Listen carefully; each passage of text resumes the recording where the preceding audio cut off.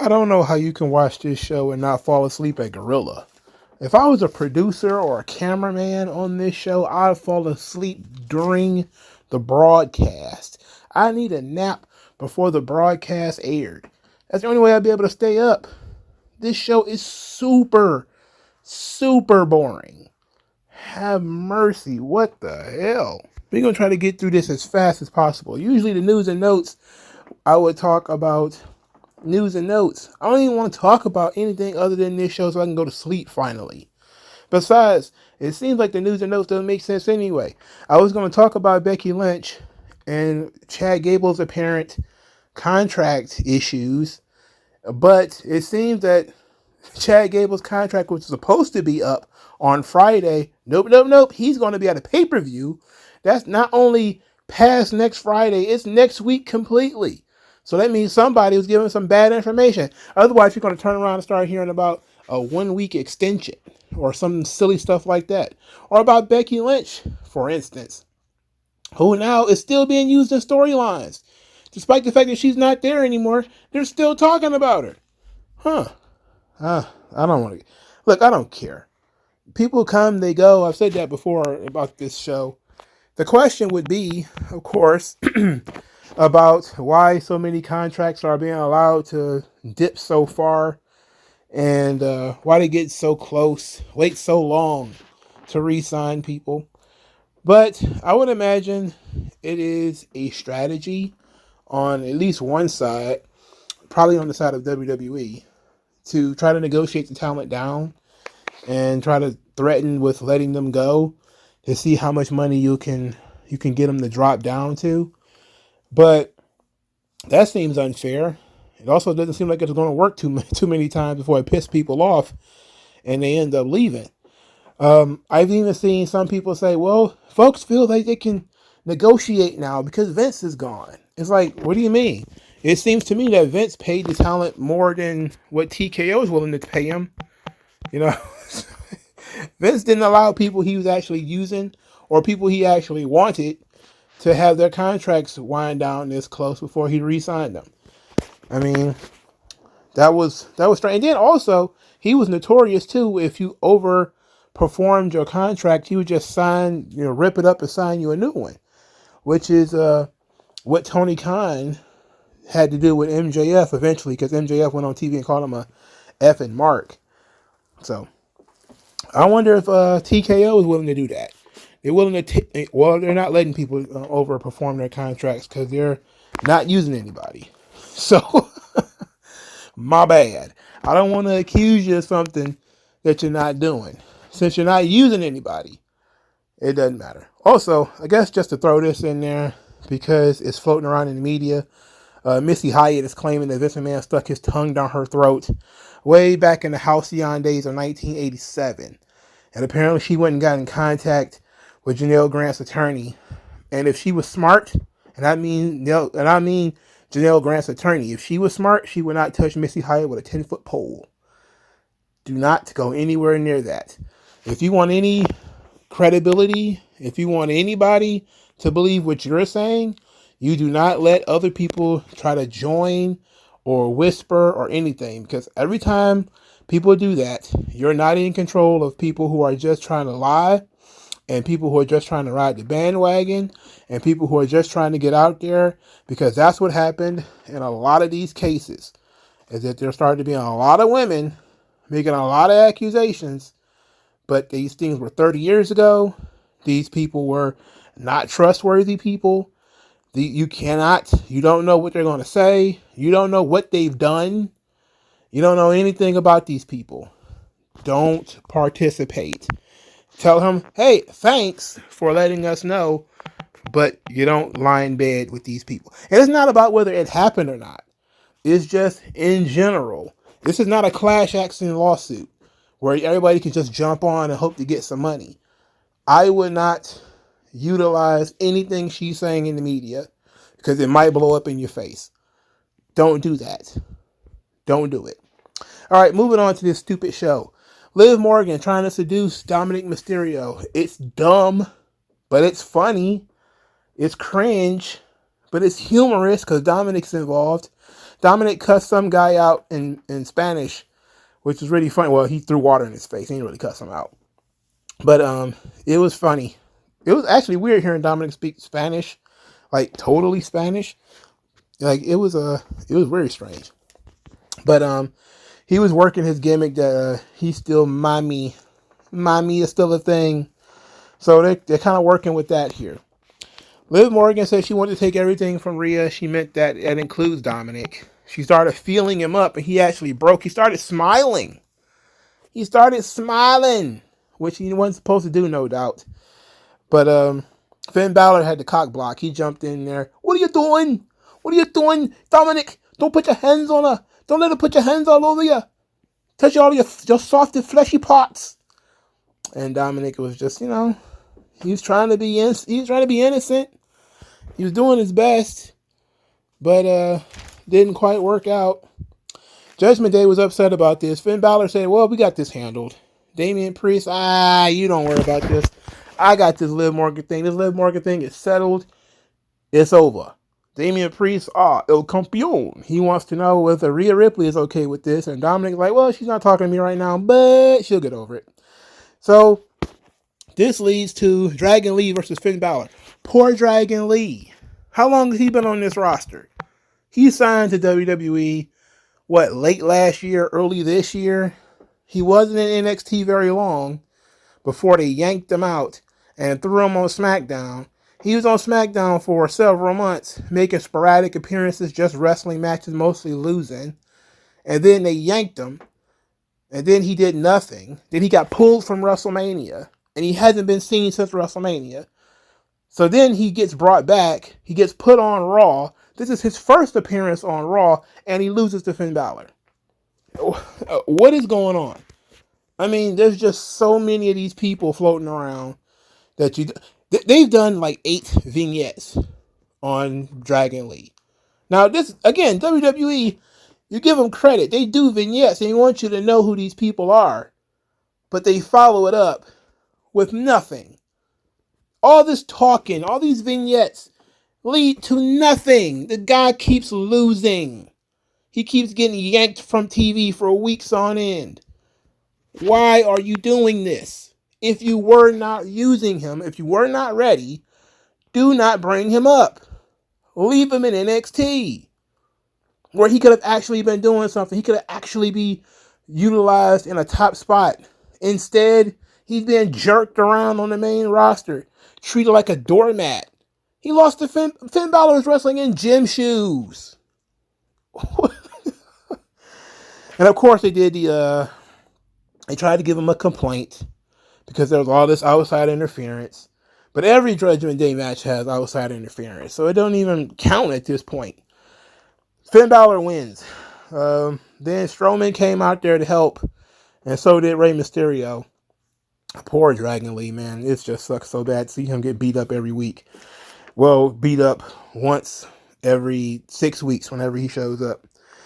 This leads to Damian Priest telling Carlito, you want to run with the pack? Well, you got to help us solve our Braun Strowman problem. So you got to go have a match with Braun Strowman. And Carlito's like, that's not cool. I don't want to do that. Which, why would he want to do that? Why is Carlito at like 40 some odd years old trying to join a gang? What is he, Birdman? Why he wants to join a gang at almost 50? What's that about?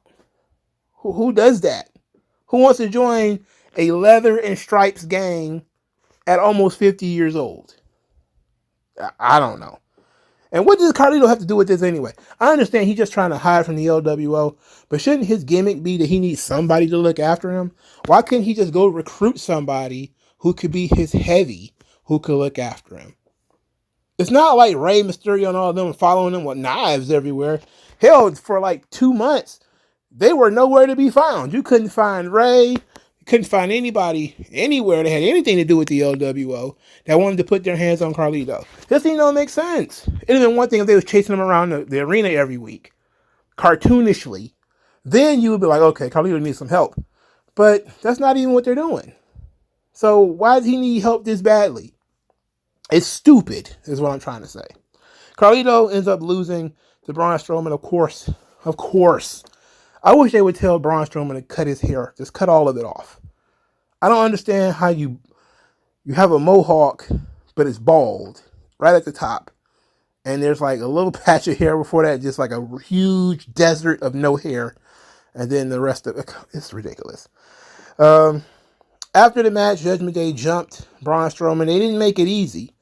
But then it ended up being JD McDonough, of all people. Small ass, small foot JD McDonough. Big bobblehead JD McDonough. Balloon head JD McDonough. Ends up taking down Braun Strowman by swinging some chairs. And I was thinking to myself this entire time, not just, whoa, he's really swinging the hell out of those chairs, but why does it have to be the smallest guy in the group? Braun Strowman should have folded him like origami and pitched him into the crowd. Why couldn't Damian Priest be the guy to take him out with the chair? You know, or somebody else of size. Why it had to be the smallest fucking guy in the group? I don't know. But now that's the story, is that they've injured the legs of Braun Strowman. It's stupid, of course. This leads to Damian Priest. He's backstage talking about it's time to finally close the door on the Rey Mysterio issue. And I'm thinking like, man, how long has this been going on? This leads to the main event, where Rey Mysterio is defeated by Damian Priest via South of Heaven after, of course, Judgment Day interference. Then Drew McIntyre attacks Damian Priest from behind, and Drew McIntyre ends up getting chokeslammed through a table. All's well that ends well. You know, I don't know who the babyface is. I don't know who the heel is in this situation. I guess we're assuming Damian Priest is going to be the heel because they're going to be in Scotland, which means Drew McIntyre is going to be the babyface. Or does it not matter? Because we have not really solidified any of these things. Especially since Drew McIntyre is feuding with one of the top babyfaces, which is CM Punk. Speaking of which, where is CM Punk, by the way? Is he on vacation? Is he in your pocket? Is he in your wallet? Did you leave him in your girl's purse? I don't understand. Where is he? You know, is he hiding under the bed? If you look under the bed, he's not under the bed. Is he on your bookshelf? I don't see CM Punk on your bookshelf. Where is CM Punk? He's not on my television. You got people chanting for a guy. They're buying his t-shirts. He's not on TV. Where the hell is he? Triple H. This guy sucks. So, the Judgment Day stuff. I have not been a fan of Judgment Day for a long time, even though individually I do like the pieces. I'm a big fan of Dominic. Big fan of Finn Balor. I liked Damian Priest before they put the belt on him. Now, I'm just kind of like, man, he's big, tall. He's not even... he is Jack Swagger with a Spanish accent. You know, he's Puerto Rican Jack Swagger at this point. It's just not working out for him. He's not showing enough intensity. He's not an integral part enough of the show. Everybody else seems more important. I said last week, I think it was, that he's almost like Bob Backlund, where they're, you know, the storyline around Judgment Day, like the Rhea Ripley stuff and the Dominic Mysterio stuff, is overshadowing him being the champion. Like, he's supposed to be the champion. He's supposed to be the top guy. It doesn't feel like it, though. He feels like the super intercontinental champion. But that's Triple H's fault. Because he did not establish Damian Priest beforehand. And he has not established him since. He wins matches. But he doesn't take ownership of the show. The show, he doesn't feel like the top guy on the show. He feels like one of the many guys on the show. He feels like he's part of an ensemble cast. He doesn't feel like a star. And that's Triple H's fault. Sheamus says that Ludwig Kaiser, he thought he was just Gunther's coat rack. But he sees that he's got some fire in him. And he says that 15 years in WWE, it's always been about one thing, is the guy on the other side of the ring. Somebody he can respect. The only way you can get Sheamus his respect is to have banger after banger. So Sheamus goes to the ring, gets attacked immediately by Ludwig Kaiser, takes out the knee. They have a match. Very solid affair. I thought the match was pretty good. Kaiser wins. I was like, oof. That was rough. I thought almost certainly Sheamus was going to win this match. They teased that Sheamus was not going to be able to continue, but he fought through it. which was, of course, his out, is that, Kaiser attacked him from behind, and Sheamus fought valiantly, but after the drop kick to the knee into the steps and all this stuff, he just couldn't overcome it. Okay, don't hate this. Do hate that there was no Gunther on this show, though. Why is Gunther, who just won the King of the Ring? I forgot it. They booked him 2 months in advance, so he don't need to be on these shows anymore. He don't need to show up until they start talking about SummerSlam. Then he pops back up. Until then, enjoy your vacation. I guess he just got a new baby and all that kind of stuff. Have fun. Why don't you? Ilya Dragunov, he keeps trying to talk to Ricochet, who don't want to talk. Ricochet wants to talk, though. I know that didn't make sense. He didn't want to talk to Dragunov. He wanted to talk about himself and how he wants to beat Dragunov. And he can't beat Dragunov until he fights Braun Breaker first. Because Braun Breaker interfered in that one match that they had. Not like, they wrestled already and Dragunov beat him. So he thinks he's got to take Braun Breaker out of the way. Yada, yada, yada. Dragunov wishes him luck. Braun Breaker is still backstage being very mean, very angry. And Adam Pearce is still very upset with him. He tripled his fine. Tripled it. From, 10,000 to 30,000? Like, the kid's barely on TV. He working for free now. What is this? Master Colonel? In any event, Braun Breaker defeats Ricochet. Pretty good match, but where's Ricochet going from here? No idea. Braun Breaker looked amazing. Well, he always does. But the issue is the future. What do you do afterwards? You don't do anything afterwards. Braun Breaker, he is actually being featured on TV. They're showing him do things. He's talking a little bit, but he has no discernible character.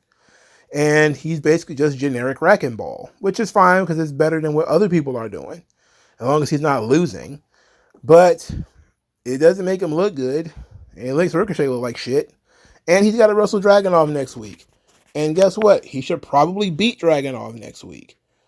Which sucks for Dragunov, because what the fuck was he called up for if we're not going to do anything with him either? We're going to stick him in a who's the better man feud with Ricochet. I don't care about that. Are they going to build up to some kind of stupid triple threat match? Because it's like, for what, though? I would only hope that by having Braun Breaker comment on the Sami Zayn situation, that's the direction they're going to go into. They're probably going to try to fast track Braun Breaker to the Intercontinental title, which would make him beating Ricochet and make him beating Dragunov make sense if that's the direction that they're going in. But it doesn't. If it is, they're moving kind of slow, and he should probably. That's been the problem with the product in general. Is that the product is moving very slow. Everything is moving at a snail's pace.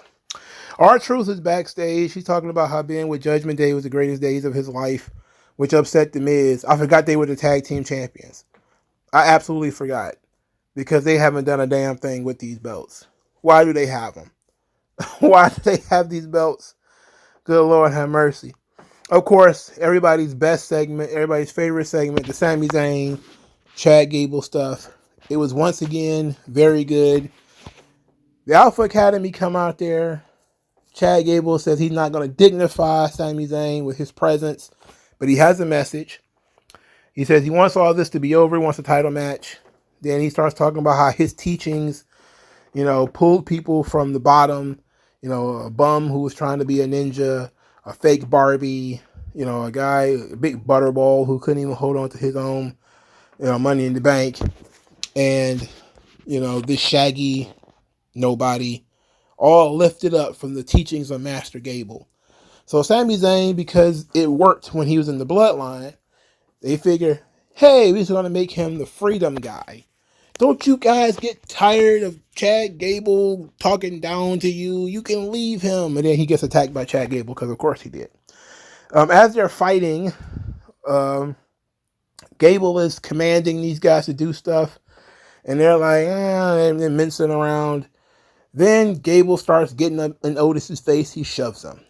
Kind of pie faces Otis. Tozawa actually got in his face first.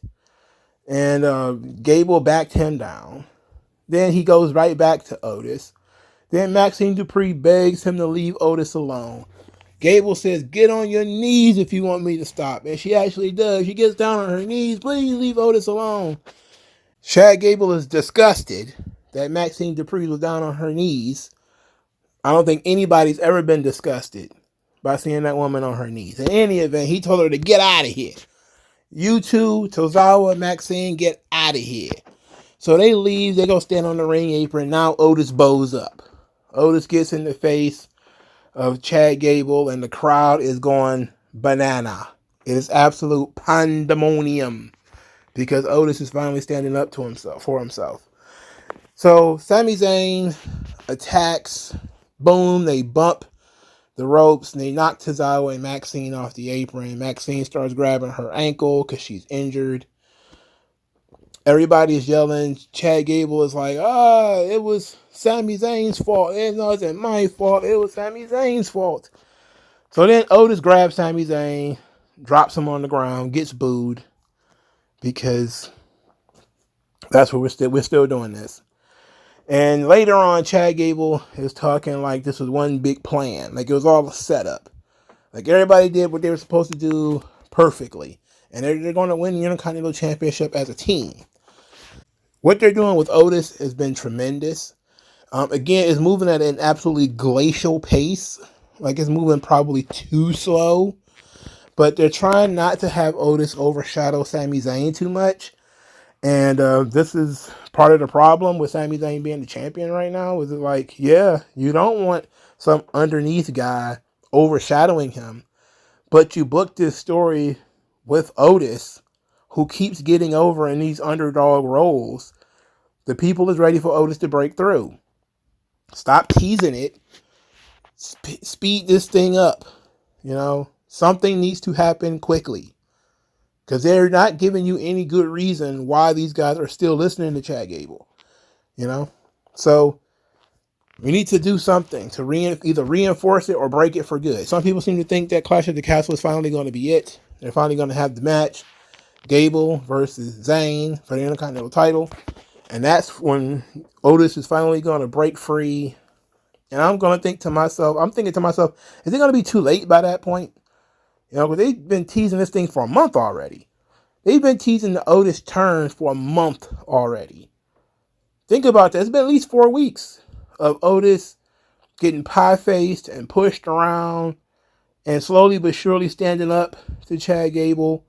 But it's taking too long. All right? He's not quite Jey Uso. You know, what made the Jey Uso thing work was the family dynamic. It was the, do you really want to fight your cousin? Do you really want to fight your brothers? Do you really want to, can you really do this on your own kind of gimmick? Which is what he talked about in his promo later. We already know Otis has some level of success by himself. So we need to move this thing along, is my point. But these guys have been trapped in a vortex with each other for 2 months. You know, Gable turning heel was very well done, even though it was a mistake. He should have been the champion, and maybe somebody else should have turned or something like that. But they've been making the most of it, because Gable's done a really good job. Otis has done a really good job. Tozawa, why is he even still employed? Triple H insists on trying to make Tozawa a thing. I don't get it. I'm never going to get it. Never going to get it, never going to get it. Never going to get it, never going to get it. He blows, by the way. Next. Natalya. Oh my God. She's on my television. Again. And she loses to Kiana James. Look, Kiana James has been on Raw, month and a half? This is her first match. She cut her first promo before this match. She was very unevenly tanned. She looked very much, she looked no more orange, no less orange than Braun Breaker. Kiana James is actually black, though, so it's okay, but I don't know why her tanner was so crazy like this. She actually won the match clean, which I was somewhat impressed with. But again, I have the same problem that I had last time I heard her talk. The character that she was doing in NXT has been toned down dramatically. She still uses some of the verbiage, to let you know that she is a business-based character, her finisher being called the 401k. And, her talking about her huge aspirations and all this kind of stuff. And she took time to get acclimated to the roster. It's like, you didn't do anything for weeks and weeks and weeks. You did nothing. It's okay. It's okay. We can just say, Triple H, you did nothing for weeks at a time. You forgot the girl was even on the roster. Anyway, she beats Natalya.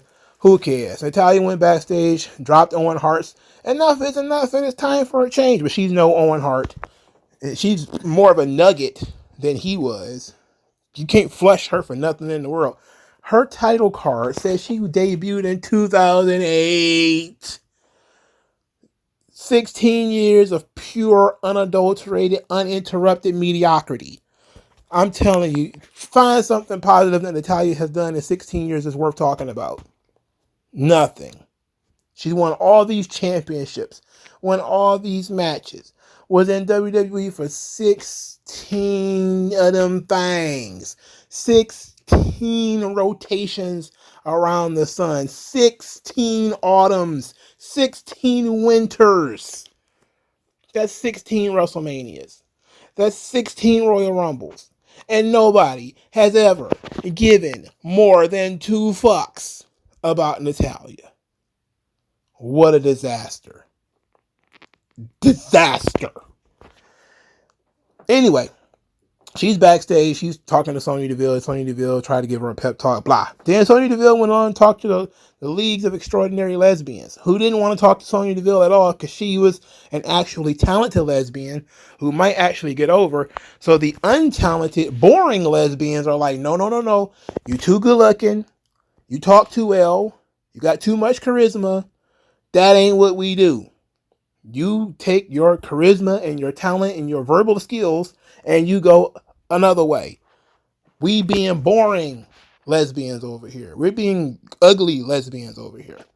And they choose to go out and they're going to start a fight with the Twin Towers, Bianca Belair and Jade Cargill. So they go out there.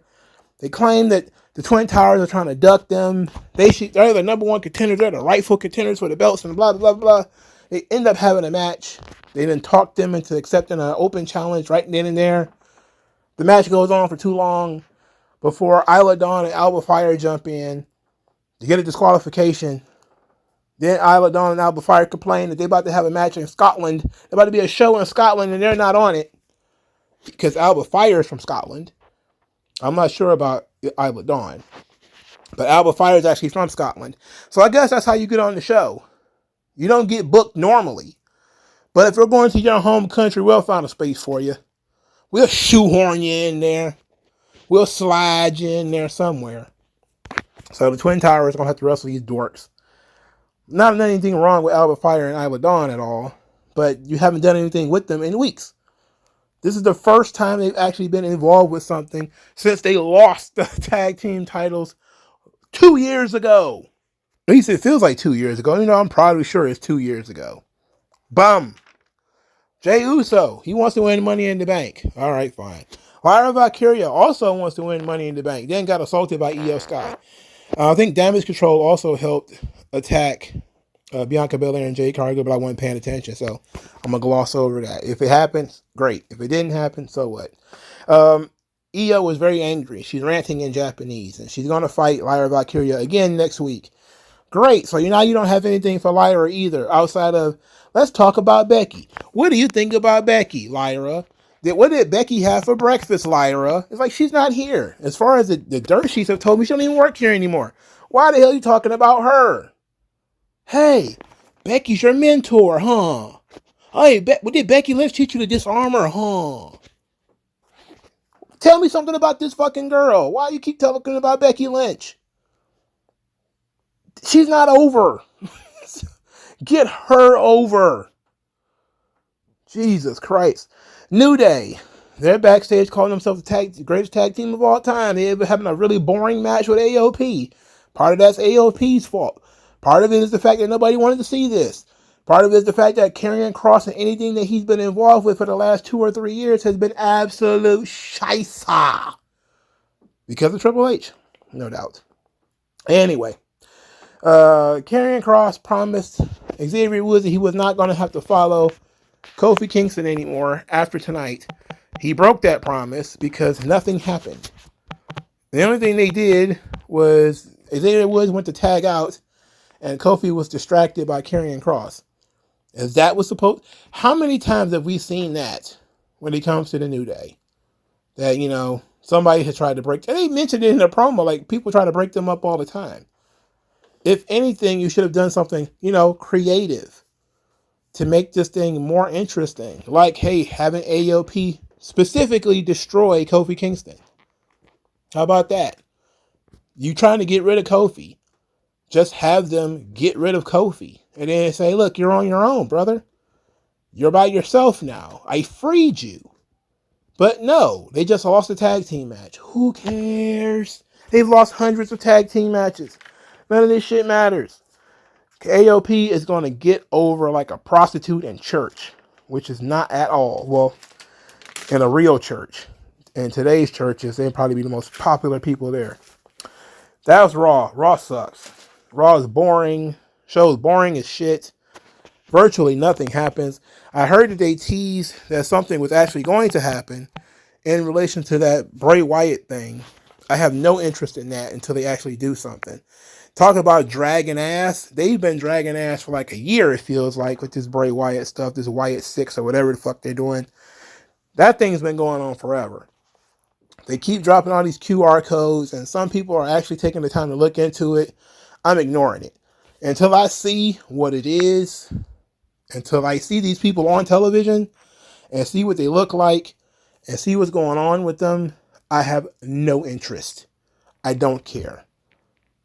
Just debut them, please. Let's see what's happening. What have you been working on? Because I'm tired of the teasing. No more teasing. You have to actually fulfill things now. There's nothing else to discuss. I'm done. Thank you guys for your time. Talk to you later. Peace.